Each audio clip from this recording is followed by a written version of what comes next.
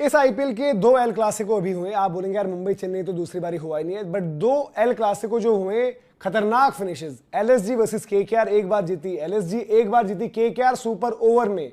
But भाई respect to Rinku Singh. सबसे पहली चीज, रिंकू सिंह, आप बीते 2 मैच अगर छोड़ दो, राजस्थान वाला मैच जहां पर उन्होंने अनुकुल के साथ बड़ी अच्छी फिनिश करी थी, अनुकुल का रोल उसमें इंपैक्ट वाला था, रिंकू ने वहां पर साथ निभाया, कैच भी छूटी थी। लेकिन आज के मैच में जिस तरीके से भाई रिंकू सिंह ने बैटिंग करी है, भाई कमाल की बैटिंग, और उन्होंने अपने दम पर इस टीम को आज उठाया है। सबने गिराने की कोशिश करी, सारे बंदे जो इनके बाकी प्लेयर्स थे उन सब ने गिराने की कोशिश करी। और आप एक्सेलरेशन देखिए, रिंकू सिंह जो थे 40 गेंदों पर 43 थे, 40 गेंदों पर 43 रन, ठीक है। अब फिनिश कहां पर करते हैं, 51 गेंदों पर 83। आप बोलेंगे यार ठीक है, मजा तो आ रहा है सुनने में, 40 पर 43, 51 पर 83, 40 रन जोड़ दिए आखिरी गेंदों, आखिरी की 11 गेंदों में, और उसमें भी 93 फॉर 7 है स्कोर।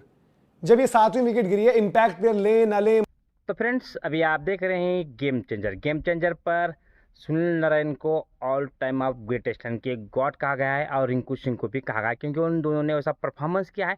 एलएसजी के खिलाफ सुपर ओवर में सुनील नारायण ने 1 ही रन देकर 2 विकेट चटकाए। डिस्कशन किया गया है, पहले पूरा एनालिसिस सुन के जाइए, आगे हमारा भी रिएक्शन आपके साथ शेयर करने वाले हैं। क्रिकेट लवर जी पर पहली बार करें, चैनल को भी लाइक शेयर सब्सक्राइब करके जरूर रखें। मनीष पांडे तैयार बैठे, ऐसे में रिंकू सिंह चार्ज लेते, सुनील नारायण उनके साथ है जिन्होंने 6 गेंदें खेली, 4 रन बनाए। तो बाकी जितने भी रन ये बाद में बने, ये सब किसके बल्ले से आए, रिंकू सिंह। आखिरी ओवर दिग्वेश राठी ने डाला, किसने मारे वो 4 छक्के, रिंकू सिंह। मैच फिनिश करना था, सुपर ओवर में काम हो चुका था, वो काम किसने किया था, गोट सुनील नारायण, उनके ऊपर भी आएंगे, लेकिन रिंकू सिंह ने वहां पर भी फिनिश किया, डिजर्व करते हैं। और भाई कमाल का कमबैक, मतलब कोलकाता नाइट राइडर्स उस टीम का अभी भी जो इस टूर्नामेंट में जो हम बात करें कि वहां पर कुछ हो नहीं सकता, बट रिंकू ने जो पिछले 2 मैचेस में फाइट दिखाई है, उस फाइट को आप सल्यूट करते हो, और उस फाइट से आप रिंकू सिंह को एसोसिएट करते हो। रिंकू सिंह के भी मीम्स, ट्रोल्स कि रिंकू सिंह कहां गए, वो जो सस्ते पैसों में रिंकू सिंह मिले थे वो अच्छे थे, अब वाले रिंकू सिंह नहीं चल रहे, ये क्यों नहीं कर रहे। तो ये बंदा जागा है, और क्या जागा है। 155 तक जब ले गए थे तो इकलौता इनका चांस पता क्या था, आप सोचोगे अर्ली विकेट्स, आप सोचोगे स्पिन चल जाए, इकलौता चांस इनका था कि सामने कौन सी टीम है, लखनऊ सुपर जायंट्स। क्योंकि लखनऊ सुपर जायंट्स एक ऐसी टीम है भाई, वो कहीं से भी हार सकती है। केकेआर को लोगों ने बहुत कहा होगा, लेकिन वाकई में लखनऊ वो टीम है जो 2 पॉइंट्स बांटने के एक मिशन से निकली है। तो ये इनकी कहानी है, और जबरदस्त काम यहां पर किया जो केकेआर की पूरी बॉलिंग यूनिट। मैच जो है इधर उधर जा रहा था, कोलकाता का हो चुका था, फिर थोड़ा फंसा, कार्तिक त्यागी ने पता नहीं कि वो लास्ट ओवर बीमर्स ये वो सब कुछ करे, शमी भाई का लास्ट बॉल का छक्का, और मैच आ गया सुपर ओवर में।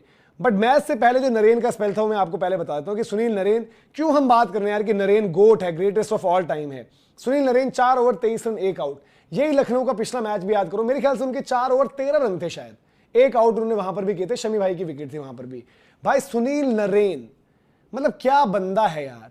क्रिकेट कहां से कहां आ गई है, कितनी बारी बदली है, बट सुनील नारायण, उनके एक्शन पर इतने सवाल, काफी बारी उनके एक्शन पर सवाल रविचंद्रन अश्विन ने भी उठा दिए, बट वो बंदा जहां पर बाकी लोग कहीं कमेंट्री बॉक्स में बैठे, कोई सपोर्ट स्टाफ में बैठे, कहीं कुछ मिस्ट्री स्पिनर्स, बहुत नाम सुने, आते हैं चले जाते हैं, बरसाती मेंढक, आए चले गए, आए चले गए, कुछ किया कुछ नहीं किया, चले गए।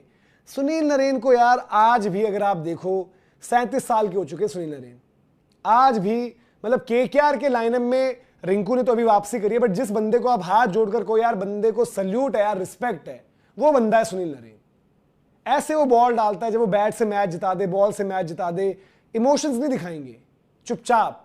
बट भाई उस बंदे के लिए एक जो कंपटीशन है ना, वो उसका खुद से भी है और उसका बाकियों से भी है कि अब यंगस्टर्स आए। मैं जब आया था तो मेरा कंपटीशन वेटरन्स जो टेस्ट क्रिकेट में बड़ा अच्छा करते थे और वो आईपीएल वगैरह खेल रहे थे, वो सब लोग थे मेरा कंपटीशन।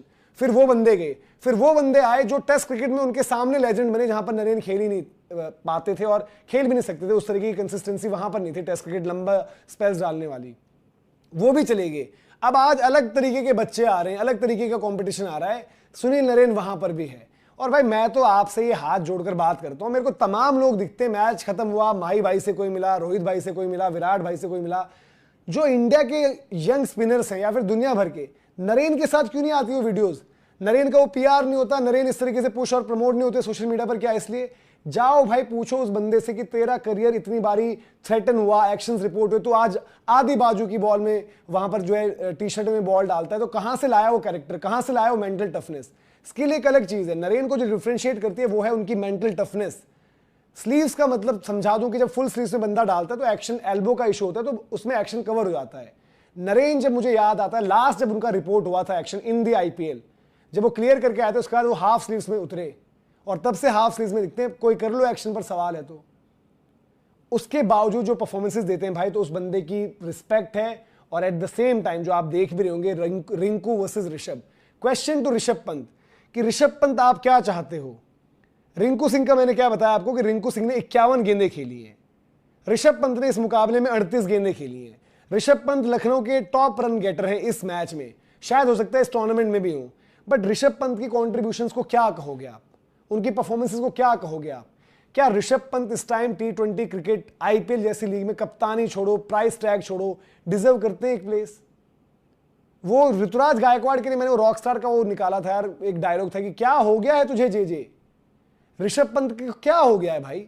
युवराज सिंह के साथ आपने ट्रेन कर ली, जस्टिन लैंगर वहां पर है, तमाम लोगों के साथ आप उठते बैठते होंगे अलग अलग टाइम पर। गौतम गंभीर इंडिया सेटअप में कहीं कहां पर हैं। अगर आप उनकी बातों को सीरियसली नहीं ले रहे हो तो प्लीज लीजिए, हर चीज हंसी मजाक में नहीं डाल सकते। आपकी क्रिकेट यार मतलब लिटरली सवाल यह कि आप खेल कैसे रहे हो आईपीएल, जो आपकी परफॉर्मेंस है मजाक से हटके बात है ये।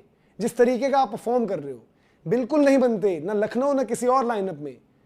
कुछ वक्त रहते कर लो, वरना देखो इंटरनेशनल तो वाइट बॉल में अब हो नहीं, आईपीएल में भी धीरे धीरे क्या होगा ना, पहले 11 से बेंच में जाओगे और फिर बेंच पर ही रहा करोगे और बड़ा फिर वो कहानी बनोगे यार कि ऋषभ पंत भी एक आया था। और अब उसको कहना गलत नहीं हो गया, इंटरनेशनल T20 में आपको इतने मौके मिले उसमें फेल, आईपीएल में आपको इतने मौके आपने ओपन कर लिया। मैं कहता था कि ओपन कराओ, शायद ऋषभ पंत वहां पर बढ़िया कर देंगे, आपने मुझे वो बोलने लायक भी नहीं छोड़ा है ना। ओपन में आपके वहां एक मैच गए चले गए, हर मैच में लगभग ओपन आ जाते हो आप, क्योंकि आपके ओपनर्स भी। और भाई सबसे पहले निकोलस पूरन की छुट्टी कर दो, आई थिंक जॉश इंग्लिश अगले मैच से आ जाएगा। ब्रेस्की एक ओपनर लाओ, इवन अगर दोनों को हटाना है दोनों को हटा दो, अश्विन कुलकर्णी है, अक्षत रघुवंशी है, इन सबको खिला लो, आपका काम इनसे बेटर निकलेगा। आयुष बडोनी को ही बोल दो ओपन, नहीं तो 3 ऋषभ पंत को भी अपना बैटिंग ऑर्डर, जॉश इंग्लिश, ब्रेस्की, ये 2 आपके ओपनर रख लो।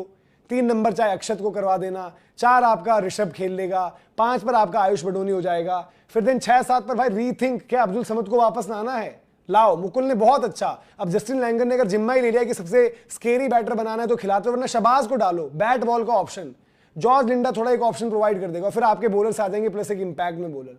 कुछ तो करो यार, आपने तो हथियार ही डाले हुए हैं।